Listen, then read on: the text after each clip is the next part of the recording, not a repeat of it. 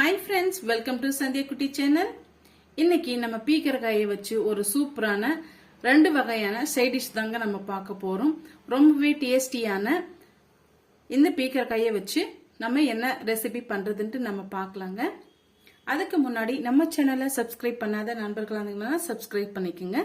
Please bell ஐகானை click பண்ணி விடுங்க. அப்பதான் நான் போற வீடியோ நோட்டிபிகேஷனா வந்து சேரும். வாங்க இப்போ வீடியோக்குள்ள போகலாம். நான் பீக்கரங்காய் சட்னி தாங்க பண்ண போறேன். அதுக்கு வந்து பாத்தீங்கன்னா 1.5 கைப்பிடி அளவுக்கு நான் பீக்கரங்காயை எடுத்து மேல் தோல் வந்து லைட்டா வந்து நீக்கிட்டு இது போல வாஷ் பண்ணிட்டு எடுத்து வச்சிருக்கேன். 1 கைப்பிடி அளவுக்கு கொத்தமல்லி இலை,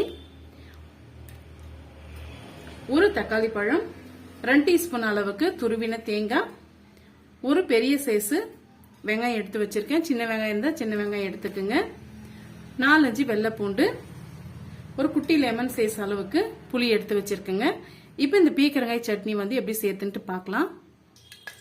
பாருங்க, அதுக்கு வந்து ஒரு குழிக்கரண்டி அளவுக்கு வந்து நான் ஆயில் சேர்த்துக்கிட்டேன். 1 டீஸ்பூன் அளவுக்கு கடலை பருப்பு சேர்த்துக்கிறேங்க.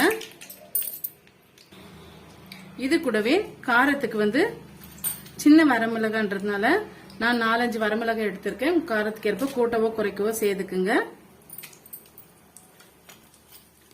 இது கூடவே நம்ம கட் பண்ணி வச்சிருக்க வெங்காயம், வெள்ளை பூண்டு எல்லாமே சேர்த்துக்கலாம்.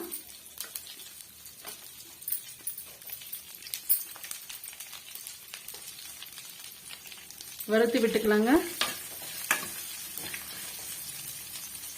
பாருங்க, நம்ம சேர்த்திருக்க வெங்காயம் வெள்ளை பூண்டு ஒரு அளவுக்கு வதங்கி வந்துடுச்சு. இந்த ஸ்டேஜ்ல நம்ம தக்காளி பழம் வந்து ஆட் பண்ணிக்கலாம்.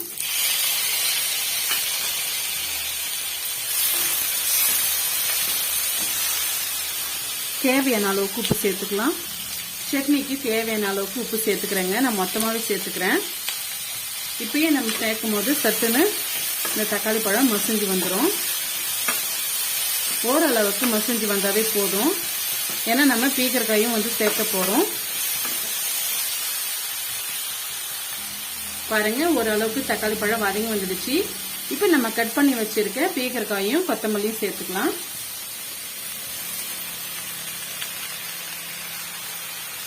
இது கூடவே நம்ம எடுத்து வச்சிருக்க புளியும் சேர்த்துக்கலாங்க. சேர்த்துட்டு நல்லா வந்து வதக்கி விட்டுக்குங்க. தண்ணி வந்து சேர்க்க வேண்டாம். மீடியமான ஃப்ளேம்ல வந்து வச்சுக்கோங்க.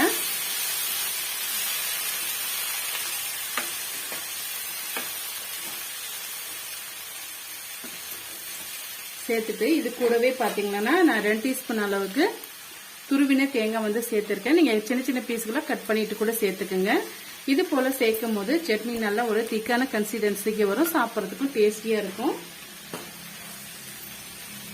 சேர்த்துட்டு ஒரு மூடி போட்டு மீடியம் ஃப்ளேம்ல வந்து வச்சு ஒரு 2-3 மினிட்ஸ்க்கு நம்ம வேக வச்சுக்கலாம்.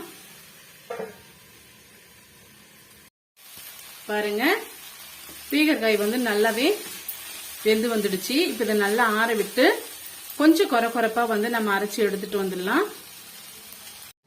பாருங்க, இந்த அளவுக்கு கொரப்பா அரைச்சி எடுத்துக்கணுங்க. அப்பதான் வந்து நம்ம சாதம் சப்பாத்திக்கு ரொம்பவே டேஸ்டியா இருக்கும். ரொம்ப நைஸா வந்து அரைச்சிடக்கூடாது. இப்ப இது கூட நான் தாளிப்பு ரெடி பண்ணி வச்சிருக்கேன். கடுகு, கடலை பருப்பு, சீரகம், கொஞ்சமா வந்து கருவேப்பிலை, பிளேவருக்காக வரமிளகாய், இதை வந்து நம்ம சேர்த்துக்கலாம். கூடுதலா இது மாதிரி நம்ம தாளிச்சு சேர்க்கும் போது இன்னுமே டேஸ்ட் ரொம்பவே பக்காவா இருக்கும். இந்த ரெசிபி உங்களுக்கு பிடிக்கும்னு நினைக்கிறேன்.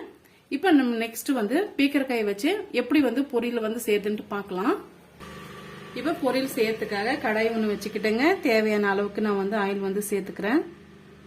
இந்த அளவுக்கு சேர்த்துக்கிட்டா போதும். ஆயில் நல்லா சூடாயிட்டு வரட்டும். ஆயில் வந்து ஓரளவுக்கு சூடாயிட்டு வந்துடுச்சு. மீடியமான ஃப்ளேம்ல வந்து வச்சுக்கோங்க. 1/2 டீஸ்பூன் அளவுக்கு கடுகு சேர்த்துக்கிறேன். இது கூடவே ஒரு 1/4 டீஸ்பூன் அளவுக்கு சீரகம் வந்து சேர்த்துக்கலாம்.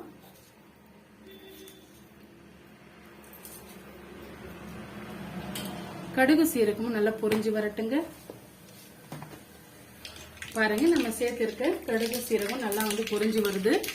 இந்த ஸ்டேஜ்ல ஒரு பெரிய சைஸ் வெங்காயம் வந்து கட் பண்ணி வச்சிருக்கேன். காரத்துக்கு ஏற்ப பச்சை மிளகாய், நான் வந்து 3 பச்சை மிளகாய் எடுத்து கட் பண்ணி வச்சிருக்கேன். கொஞ்சமா கருவேப்பிலை, இதெல்லாம் வந்து சேர்த்துக்கலாம்.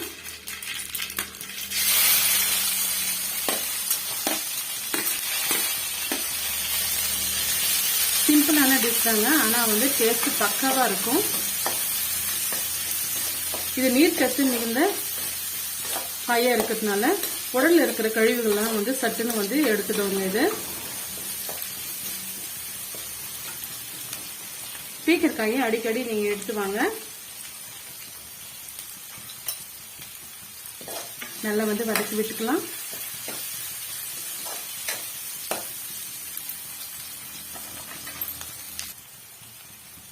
வெங்காயம் வதங்கி வர்றதுக்காகவும் பீக்கங்காய்க்கும் சேர்த்தே நான் சால்ட் வந்து சேர்த்துக்கிறேன். உங்க தேவைக்கேற்ப வந்து சால்ட் வந்து சேர்த்துக்குங்க. வெங்காயம் வதக்கும் போது சால்ட் சேர்த்துக்கிட்டீங்கன்னா சட்டுன்னு வதங்கி வரும். பாருங்க, வெங்காயம் வந்து ஓரளவுக்கு வதங்கி வந்துடுச்சு. இந்த ஸ்டேஜில் நம்ம கட் பண்ணி வச்சிருக்க பீக்கங்காயை வந்து சேர்த்துக்கலாம். இந்த அளவுக்கு நான் வந்து மேல் தோலெல்லாம் நீக்கிட்டு கட் பண்ணி வச்சிருக்கேன், சேர்த்துக்கலாங்க.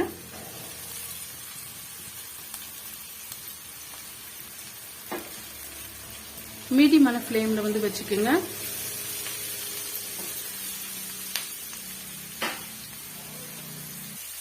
இது கூட கொஞ்சமா வந்து நம்ம மஞ்சத்தூள் வந்து சேர்த்துக்கலாம். தண்ணி சேர்க்காம ஒரு 3 மினிட்ஸ்க்கு அப்படியே மூடி போட்டு நம்ம வேக விட்டுக்கலாம். இடையிடையே வந்து கலரி கொடுத்துக்குங்க, இல்லைன்னா அடிப்பிடிச்சிடும்.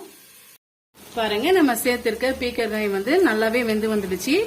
இந்த ஸ்டேஜ்ல ஒரு 3 டீஸ்பூன் அளவுக்கு துருவின தேங்காய் வந்து சேர்த்துக்கிறேன்.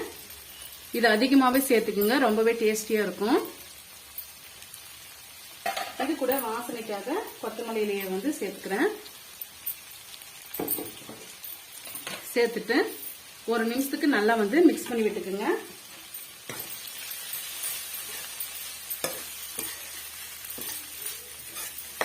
ரொம்பவே டேஸ்டியா இருக்குங்க. இது நீங்க சப்பாத்தி கூட சாப்பிடும் போது ரொம்பவே அருமையா இருக்கும். சப்பாத்தி, பூரி, தோசை எல்லாத்துக்குமே ரொம்பவே பக்காவா இருக்குங்க. இது சாதத்துக்கும் ரொம்பவே அருமையா இருக்கும். அவ்வளவுதாங்க, சூப்பரா வந்து ஒரு 5 நிமிஷத்துல வந்து பீக்கங்காய் பொரியல் வந்து ரெடி ஆயிடுச்சு. இப்ப நம்ம சர்வ் பண்ணிக்கலாம். ரொம்பவே டேஸ்டியான பீக்கங்காய் பொரியலும் பீக்கங்காய் சட்னியும் வந்து ரெடி ஆயிடுச்சுங்க. இந்த டிஷ் வந்து உங்களுக்கு ரொம்பவே ஈஸியா இருக்கும். ஈஸியான மெத்தட்ல எப்படி செய்யுதுன்னு சொல்லிட்டு நான் சொல்லியிருக்கேன். நான் இந்த ரெசிபி வந்து உங்களுக்கு ரொம்பவே யூஸ்ஃபுல்லா இருக்கும். யூஸ்ஃபுல்லா இருந்ததுன்னா மறக்காம சந்தியா குட்டி சேனலுக்கு சப்ஸ்கிரைப் பண்ணுங்க, லைக் பண்ணுங்க, ஃப்ரெண்ட்ஸ் அண்ட் ஃபேமிலியோட ஷேர் பண்ணுங்க. தேங்க்யூ.